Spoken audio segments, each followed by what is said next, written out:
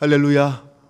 오늘도 이 새벽을 깨우고 성전에 함께 모인 사랑하는 성도들, 하나님이 힘주시고 은혜와 능력으로 우리의 앞길을 지켜주실 줄로 믿습니다.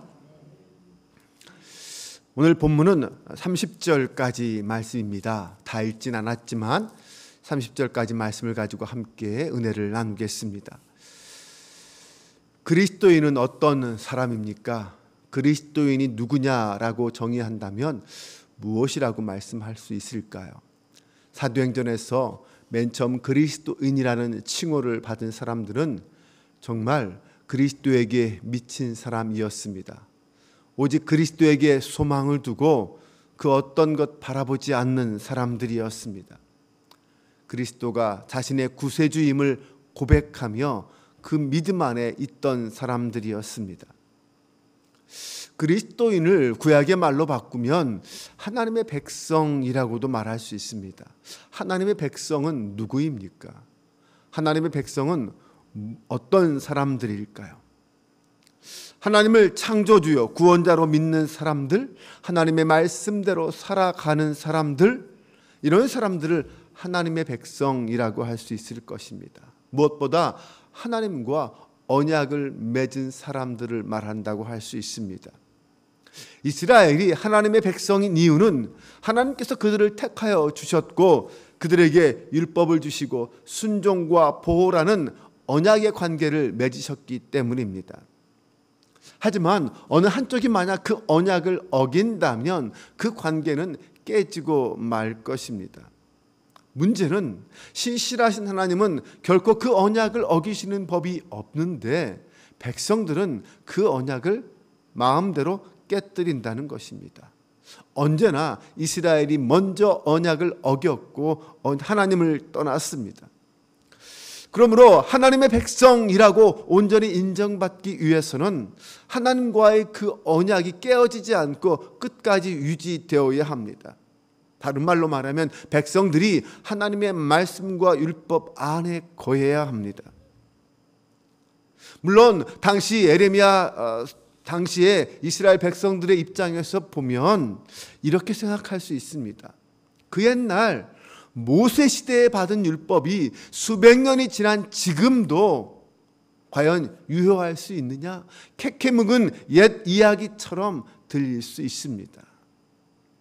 또 어떤 면에서는 너무나도 자주 듣는 말씀이니까, 너무 뻔한 이야기니까 너무 반복되는 이야기처럼 들을 수 있습니다. 너무 뻔해서 소중한 줄 모를 수도 있다는 것입니다. 그래서 이스라엘 백성들은 새로운 시대에는 새로운 것이 어울리는 것 아니냐, 그래서 좀 더 새로운 것을 찾고 더 좋게 보이는 것을 찾았습니다. 그들은 눈이 있어도 보지 못하고 귀가 있어도 듣지 못하는 백성들이었습니다. 왜요? 새로운 것을 찾는다고 했지만 실상은 이미 다른 것에 마음을 빼앗기고 있었기 때문입니다. 그러다 보니 하나님의 경고의 음성과 심판의 징조를 듣지도 보지도 못했습니다. 그 결과가 무엇입니까? 오늘 본문은 그것을 이야기하고 있습니다. 하나님은 자꾸만 하나님을 떠나 우상하게 행하는 이스라엘 백성들을 보면서 안타까운 심정으로 말씀하십니다. 옛적 길, 곧 선한 길을 찾아가라. 너희들이 옛날 길이라고 생각해서 무시하고 떠나는 그 길이 진짜 선한 길이다. 그 길을 찾아가라. 거기에 평강이 있다라고 말씀하십니다. 그 옛날 모세에게 처음 말씀하여 주셨던 그 길, 너희 조상 다윗이 따르던 그 길을 찾아가라고 말씀합니다. 그런데 이스라엘 백성들은 그 길은 가지 않겠다고 말합니다. 지금 당장 그들 앞에 펼쳐져 있는 새로운 길, 하나님을 떠나 우상을 따르는 그 길이 더 좋아 보이고 거기에 소망을 두겠다는 것입니다. 하나님이 선지자를 보내서 심판과 경고의 말씀을 선포해도 듣지 않습니다. 결국 하나님은 스스로 언약을 파기하고 하나님을 떠난 그 백성들을 향하여 그들이 다시 돌아오기를 기다리는 마음으로, 소망하는 마음으로 심판을 선고하십니다. 21절 말씀을 보면, 이러므로 여호와께서 이와 같이 말씀하시니라. 보라, 내가 이 백성 앞에 장애물을 두리니 아버지와 아들들이 함께 거기에 걸려 넘어지며 이웃과 그의 친구들이 함께 멸망하리라. 하나님께서 결국 장애물을 백성들 앞에 두어서 거기에 걸려 넘어지게 하겠다라고 말합니다. 백성들 편에서는 나름 하나님을 섬긴다고 시바 같은 먼 나라에서 유명한 향품을 가져오고 유향을 가져와서 하나님께 제사를 드렸습니다. 그런데 하나님은 그런 것 원하지 않는다고 말씀합니다. 하나님께 중요한 것은 그런 새로운 제물, 새로운 향품, 그런 게 아니라는 거예요. 어떤 특별한 제사가 아니라는 겁니다. 하나님은 그런 것을 원하시는 것이 아니었습니다. 백성들은 전혀 하나님을 이해하지 못하고 있습니다. 제대로 파악하고 있지 못합니다. 22절과 23절 말씀을 보겠습니다. 여호와께서 번제와 다른 제사를 그의 목소리를 청종하는 것을 좋아하신 같이 여기겠나이까? 좋아하시겠나이까? 순종이 제사보다 낫고 듣는 것이 수량의 기름보다 나으니 이는 거역하는 것은 점치는 죄와 같고 완고한 것은 사신 우상에게 절하는 죄와 같음이라. 사무엘이 하나님 앞에 순종하지만 않고 아멜렉을 진멸하지 않고 양과 살진 양들을 남겨놓은 이 사울 왕에게 한 말입니다. 하나님이 진짜 원하시는 게 뭔지 왕은 아십니까? 순종이 제사보다 낫습니다. 아무리 많은, 아무리 좋은 수량의 기름을 듣는다 하더라도 하나님 말씀 따라 순종하는 것이 좋습니다. 이스라엘 백성들이 뭔가 새로운 것으로, 더 좋은 것으로 하나님께 제사 드린다고 했지만 하나님은 하나님의 말씀대로 순종하여 오직 하나님만, 오직 여호와만 섬기는 것을 원했습니다. 그런데 백성들은 이 말씀을 잃어버렸습니다. 아니, 잊어버렸습니다. 중요한 것은 제물이 아니라 순종입니다. 사랑하는 여러분, 우리가 결코 잊지 말아야 할 것이 있습니다. 제사보다 순종이 나음을 잊지 말아야 합니다. 그래야 우리 인생길 앞에 장애물이 사라집니다. 하나님이 왜 장애물을 녹아 그 장애물에 걸려 넘어지게 하고 멸망당하게 한다고 했습니까? 하나님 말씀 앞에 순종하지 않았기 때문에 하나님께서 장애물을 두신다고 말씀하십니다. 결국 하나님은 순종하지 않은 백성들에게 북방에서, 그리고 땅 끝에서 이스라엘을 멸망시킬 자가 갑자기 올 것이다라고 말씀합니다. 그것이 그들의 장애물이 되겠죠. 하나님의 심판과 재앙이 임하기 시작하면 사실 그 누구도 피할 수 없습니다. 어느 누구도 막을 수 없습니다. 그 심판 앞에서 백성들이 굵은 배를 두르고 재 위에서 구르며 아무리 고통에 몸부림쳐도 그 심판은 막을 수 없습니다. 해산하는 여인이 고통함 같이 그런 고통을 당할 수밖에 없습니다. 중요한 건 심판이 임하기 전에 하나님께 돌아가는 것입니다.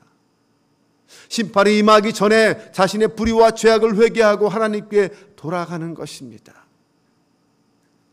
우리는 불법과 타락의 시대에 활동했던 미가 선지자의 말에 귀를 기울여야 합니다. 미가서 6장 8절 말씀에 보면, 사람아, 주께서 선한 것이 무엇임을 내게 보이셨나니 여호와께서 내게 구하시는 것은 오직 정의를 행하며 인자를 사랑하며 겸손하게 내 하나님과 함께 행하는 것이 아니냐.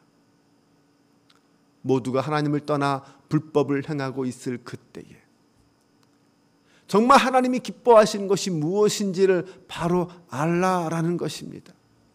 태초부터 지금까지 하나님은 변함없이 하나님의 말씀을 선포했고 그 말씀 앞에서 흔들림 없이 백성들을 사랑해 왔습니다.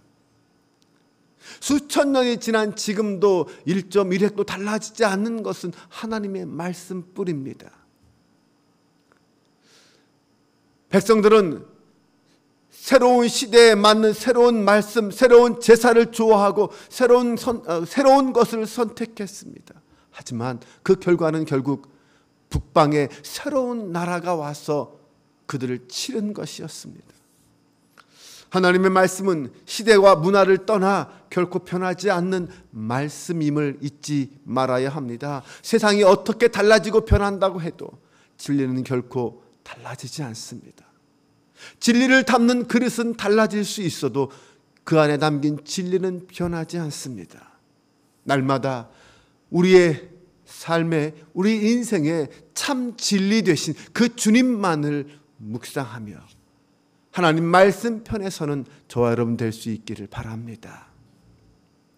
하나님이 에레미야 선지자를 망대와 요새로 삼아서 백성들에게 경고의 메시지를 전했다고 말씀합니다. 하지만 백성들은 그 말씀에 귀를 기울이지 않았습니다. 오히려 더욱 사악해져서 하나님을 반역했습니다.